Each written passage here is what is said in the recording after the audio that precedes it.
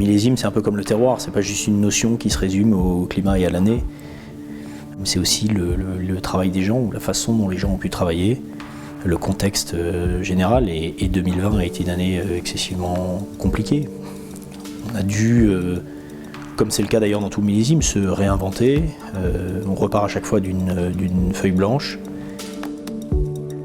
Le cycle de la vigne, il y a toute une partie hivernale.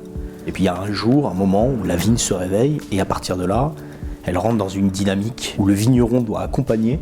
Et la grosse inquiétude de cette année, c'est dans la mesure où on était tous confinés, enfermés chez nous, et d'un seul coup, le monde, entre guillemets, s'est arrêté. On s'est dit, est-ce qu'on sera capable d'accompagner au quotidien la vigne comme on souhaite le faire et comme on doit le faire pour pouvoir la guider sur le bon chemin.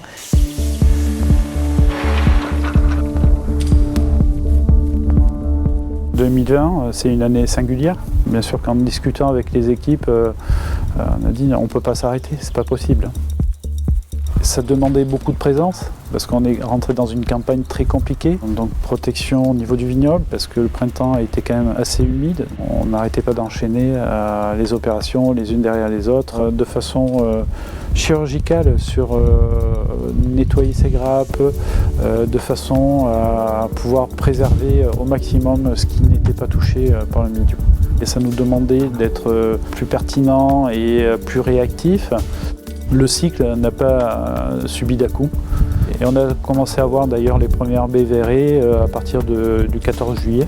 On a eu de la chance que derrière on avait des conditions climatiques qui étaient optimales pour vendanger, sans stress, puisqu'on pouvait choisir quand est-ce qu'on voulait ramasser, comment on voulait ramasser.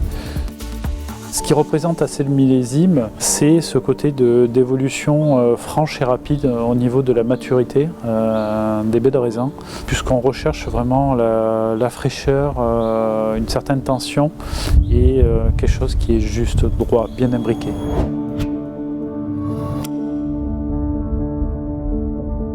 Rosan-Ségla, ça ne se fait pas tout seul, hein, on le sait, c'est un travail d'équipe, ça se fait à la vigne et après au chai.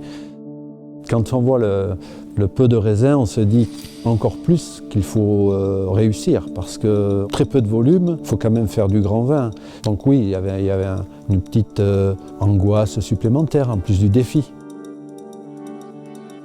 On est allé chercher de la couleur, on est allé chercher des choses et des tanins un petit peu sur la deuxième partie des fermentations. Quand on a fait la première dégustation d'assemblage, on a un soulagement. On se dit, la qualité est là. On a un Rosan 2020 qui est très margalé dans son expression de générosité, d'enveloppe, de charme, qui a la concentration et l'étoffe d'un grand millésime dans une année mûre, et qui pour autant garde toute sa superbe, sa fraîcheur, son élégance.